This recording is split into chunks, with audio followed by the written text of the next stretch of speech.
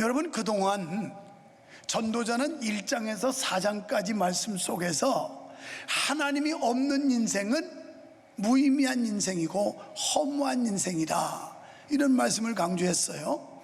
그런데 5장에 넘으면서 관점이 조금 달라집니다. 그러면서 하나님을 아는 인생일지라도 하나님의 마음에 합당한, 하나님의 뜻에 합한 삶을 살아내지 못하면 허무한 것이다, 이렇게 말씀을 해요. 그래서 전반부에서 보면 예배자의 삶, 또 하나님 앞에 우리가 어떻게 약속한 것을 지켜야 되는지, 그리고 후반부에 가면 성도의 물질관, 재물을 우리가 어떻게 관리하고 사용해야 되는지, 이 말씀 두 텀으로 나눠서 말씀을 하는데, 오늘은 전반부만 말씀을 드리고 제가 유럽으로 아프리카로 갔다 온 뒤에 다음 주에는 이제 성도의 재물관에 대한 말씀을 드리려고 합니다. 여러분, 전도자는 하나님 앞에 인정받지 못한 잘못된 신앙을 지적하고 있어요. 잘못된 예배, 잘못된 기도, 잘못된 서원, 이 모두 문제라는 거죠. 탐심이라고 하는 건 우리한테 괴로움을 더하는데, 인간의 그 끝없는 탐심, 얻고 소유해도 또 얻고 싶고 또 소유하고 싶은 끝없는 탐심이라고 하는 건 결국 우리에게 괴로움을 준다라는 교훈을 본장에서 하고 있는 겁니다. 여러분, 오늘 우리는 본장을 통해서 하나님과의 올바른 예배관과 사회 속에서 올바른 활동을 위한 재물관을 5장에서 배우게 되는데, 본문은 하나님을 향한 신앙인의 태도에 관한 말씀으로 하늘에 계신 능력의 하나님께 교만한 자세를 취하지 말고 순종하는 자세로 겸손한 자세를 취하라는 거예요. 오늘 예배자로 우리가 모였는데 여기서 하나님 앞에서 순종하는 자세, 순종은 겸손이에요. 겸손한 사람이 순종하지, 교만한 사람은 절대 순종 못합니다. 그래서 적어도 하나님께 예배자는 겸손한 마음 가지고 순종의 자세를 가져야 옳다는 것이 본문에서 전도자가 우리에게 가르쳐주는 교훈입니다. 그렇다면 먼저 하나님의 전에 들어갈 때 어떻게 해야 되는가? 1절에 보니까 내 발을 삼가라, 조심하라, 이런 말씀을 하고 있어요. 이 말씀은 성전 안에서의 행동을 말합니다. 우리가 하나님의 교회에서 행동을 조심해야 하고, 그리고 우리의 행위를 조심하라는 말씀이에요. 내가 지금 가고 있는 그 길, 네가 하고 있는 그 일이, 이것이 옳고 그름을 분별하라는 거예요. 여러분, 사람은 사람이 가야 할 길이 있습니다. 동물은 동물들이 다니는 길이 있습니다. 그런데 사람이 가야 할 길에서 벗어나면 이걸 외도라고 그래요. 정도는 자기 직함과 본분에 걸맞게 합당한 길을, 합당한 사명을 감당할 때 이 사람을 정도로 간다고 그러지요. 가정에 있는 남편이나 아내가 바람을 피우는 걸 외도한다고 그러는 게 그 얘기예요. 적어도 한 남자와 한 여성의 남편과 아내로서 가정을 위해서 살아야 하는데 여기서 벗어나면 외도한다고 하잖아요. 적어도 신앙인으로서 우리는 하나님의 백성들인데 목사가 걸어야 할 길이 있습니다. 장로가 걸어야 할 길이 있습니다. 권사가 걸어가야 할 길이 있는 겁니다. 집사, 성도가 걸어야 할 길이 있는데 이 사명의 길을 잘 걸어갈 때 정도를 간다고 하는 거고, 여기서 벗어나면 외도한다고 하는 거예요.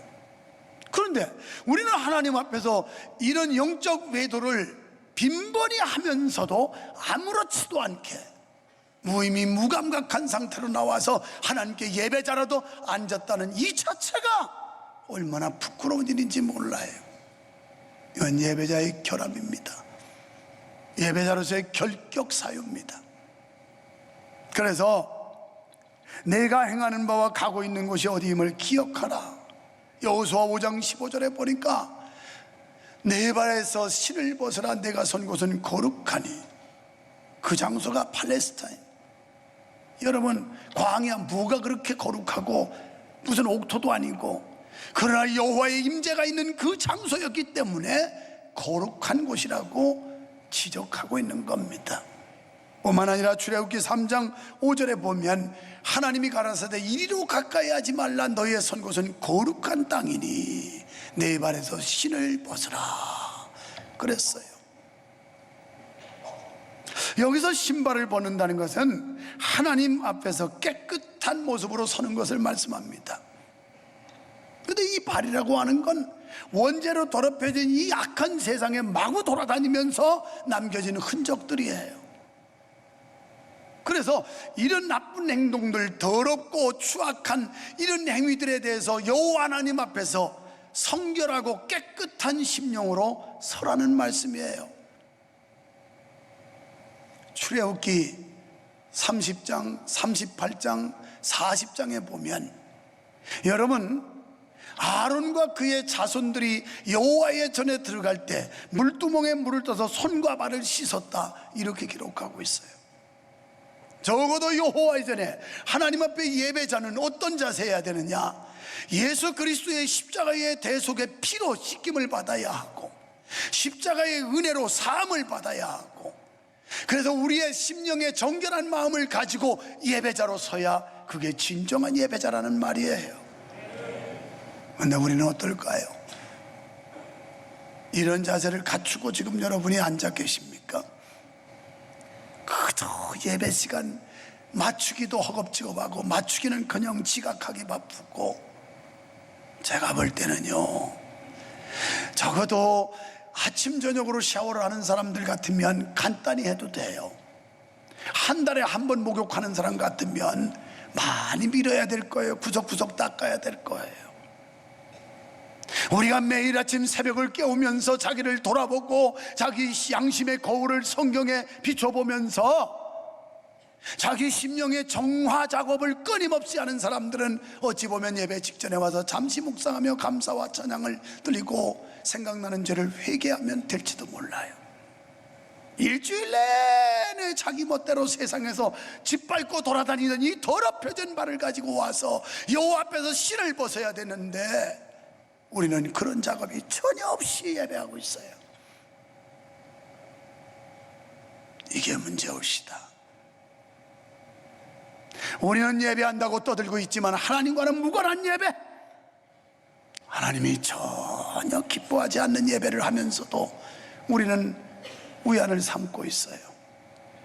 예배당 가서 예배 시간 짜여진 프로그램에 의해서 참여하고 관전하면 끝났다고 생각하고 있어요. 지금 전도자는 그걸 지적하고 있는 거예요.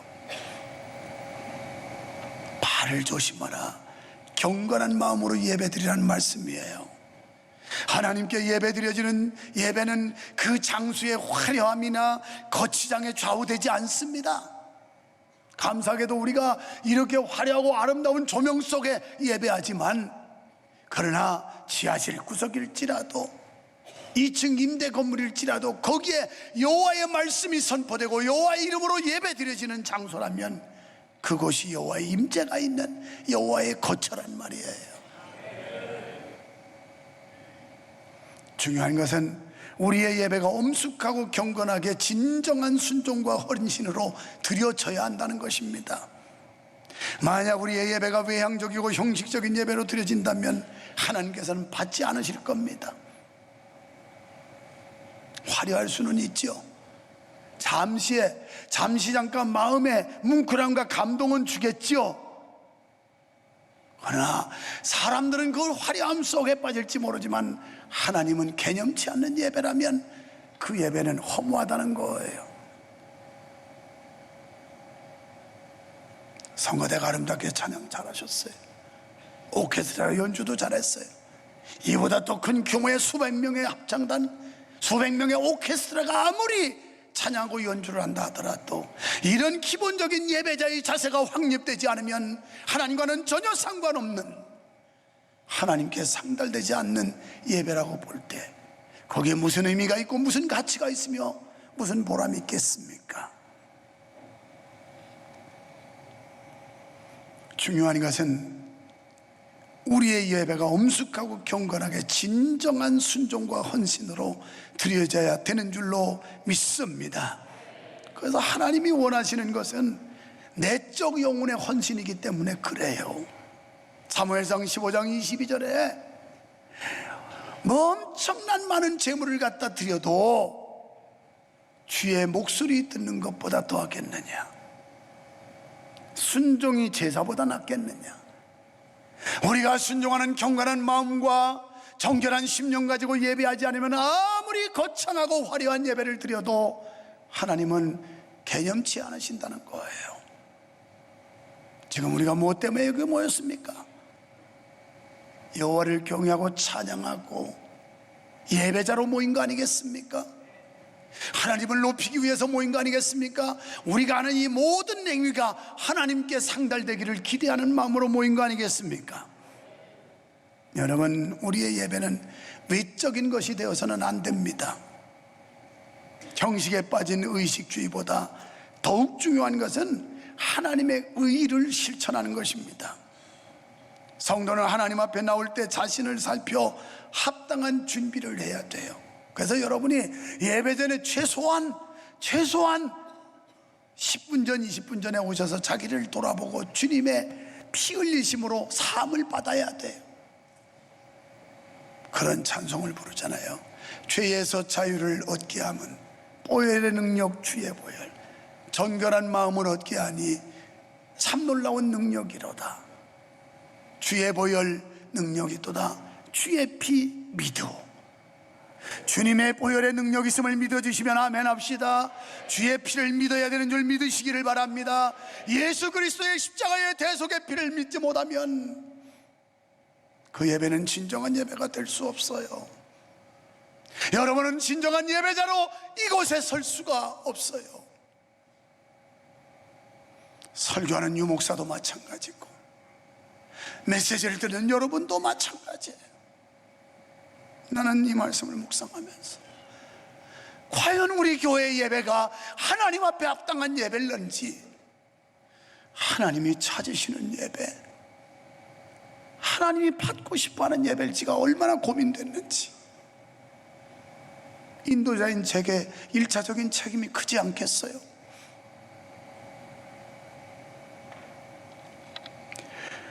우리의 예배 생활은 물론이고 우리의 일상생활도 하나님 보시기에 부족함이 없는 삶이 되도록 힘써야 합니다.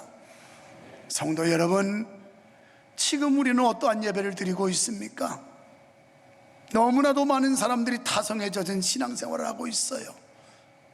그저 시간 맞춰 형식적인 프로그램에 의하여 돌아가면 자기가 할 도리를 다 했다고 생각해요.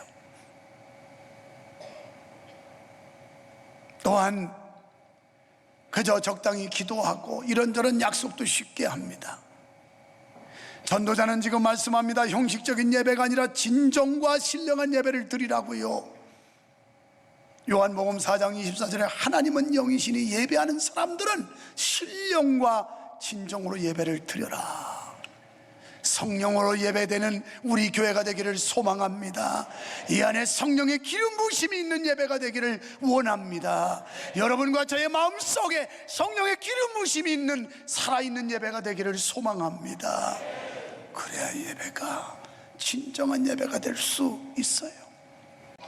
본문 2절은 그래서 길게 기도하는 것이 무조건 나쁘다는 것도 아니고요, 개인 기도는 길게 할수록 좋아요. 단지 믿음 없이 중언부언하는 기도를 금지하는 겁니다. 여기서 말씀하는 것은 그저 생각 없이 자신의 입속에서만 나오는 기도를 금하고 있는 거예요.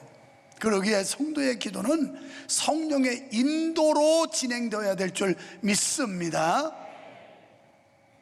또한 하나님의 교회에서 자기 개인의 주장을 관철시키기 위해 쓸데없는 고집을 피운다든지 불평불만해서는 안 된다는 말씀이에요. 어떤 사람은 그 아주 고집과 아집 때문에 자기 존재감을 좀 세워보겠다고 교회에서 막 때를 써요. 그러면서 그렇게 똥꼬집을 부려요. 이거 관철시켜야 된다고, 이거 안 되면 자기 망하는 줄 아나 봐요. 아무리 내 생각이 옳아도 주님 말씀에 합당하지 않고 하나님이 기뻐하지 않는 것 같으면 꺾어야 되는 거예요. 아무리 말을 하고 싶어도 이것이 하나님께 영광이 안 되는 것 같으면 닫아야 되는 거예요. 그걸 말씀하는데, 그런데 그냥 고집을 피우면서 내 주장, 내 의견 관철돼야 된다고 이러면 안 된다는 거예요. 믿습니까? 그래서 우리는 비방하거나 중상모략하는 거, 이거 함부로 하지 말아야 됩니다. 교회 안에서 수군거리고 불평불만하고 자신의 말이나 주장이 하나님의 영광을 가리거나 공동체에 해악이 된다면 말을 삼가야 됩니다. 에베소 4장 29절 보니까 무릇 더러운 말은 너희 입 밖에도 내지 말아라 그랬는데, 이 더러운 말이라고 하는 원어의 뜻은 썩은 것 이 뜻이에요. 썩은 건 독소가 나와요. 이 독을 먹으면, 상한 음식, 썩은 음식을 먹으면 건강을 해쳐요. 독을 마시면 사람이 목숨도 위태로워지는 것처럼. 그래서 우리는 무릇 더러운 말은 입 밖에도 내지 말래요. 그러면서 좋은 말, 덕을 세우는 말을 해라는데, 이 좋은 말은 코이노모도 이 말인데, 헬라어로 그건 뭐냐면 집을 세운다 이런 뜻이에요. 우리가 이 교회 공동체 속에서 교회를 건강한 교회로 하는 거, 하나님의 교회를 온전케 하는 거, 이게 우리 모두의 과제 아니겠어요? 그러려면 좋은 말 하라는 거예요. 덕을 세우는 말을 하라는 거예요. 건강한 말 하라는 거예요. 할렐루야. 이렇게 되면 교회가 잘 돼요. 옳고 도모네. 이것은 바로 건강한 말, 집을 세우라, 공동체를 세우라 이 말이에요. 그 다음에 세 번째, 서운한 것은 갚으라고 그랬습니다. 본문에서 하나님께 서운한 것은 갚기를 더디하지 말라고 했어요. 서원은 어떤 성도가 하나님께 어떤 인격체나 산물을, 또 재물을 봉헌하겠다고 약속하는 걸 서원이라고 그래요.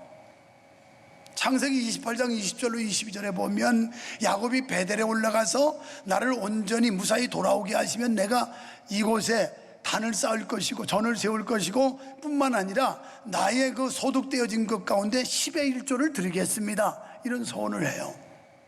서원은 강요가 아닙니다. 자원하는 마음으로 자기가 우러남 속에서 결정하는 걸 서원이라고 그래요.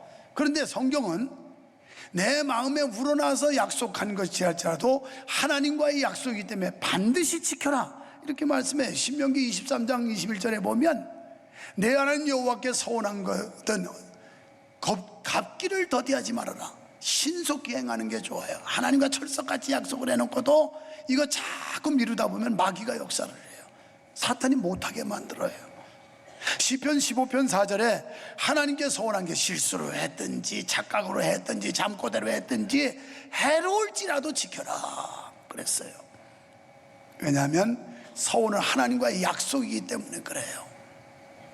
약속을 지키는 것이 민주시민이고, 그리고 의무이듯 성도는 서원을 잘 이행해야 합니다. 우리는 서원을 이행하지 않아서 우매한 자가 되어서는 안 된다는 교훈을 전도자는 주고 있어요.